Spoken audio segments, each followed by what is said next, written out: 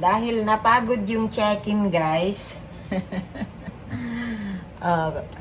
ay magluluto si Mami Bal ng inihaw na bangus. Okay, para magkasya doon sa kawali.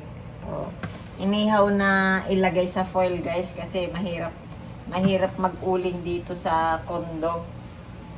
Yan. So, ilalagay natin, guys, dyan ganyan. Yung kamatis, sibuyas, at saka luya. Okay. Pumunta ako sa grocery, guys. Bumili ako ng 2 bangus. Tinago ko yung isa kasi malaki.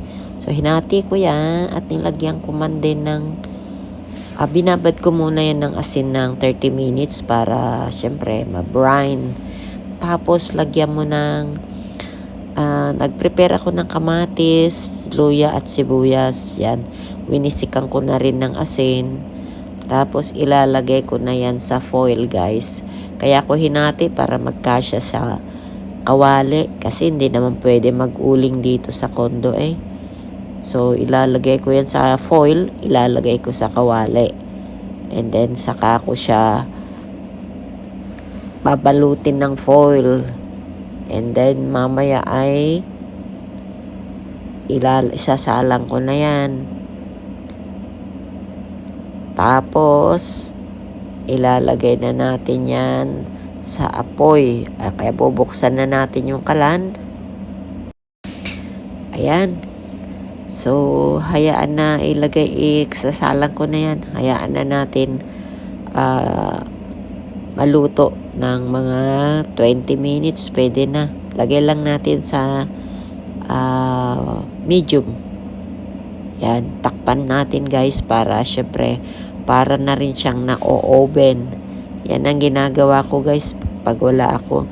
Tinatamad kasi ako magbukas ng oven. So ganyan, mas madali. Menos trabaho pa yan. Ayan na nga. Tapos na, guys. So tikman na natin. Nang mabigyan na ng grade ng marka. Ay naku, sarap ng amoy, guys. Tagal-tagal ko na rin hindi nakatikim ng ganito eh. Yan, tingnan nyo, sarap. Para siyang steamed. Hindi siya tutong. Steamed. Sabi sa Bisaya, hindi siya pagod. Ang pagod pala sa Bisaya, guys, ay tutong. Yan, hindi. Sarap oh. O, tingnan natin. Wow, kasarap-sarap niyan. Oh. Nam nam nam nam. Ninanamnam ko man. Diyos ko po, para akong nasa heaven. Ayan.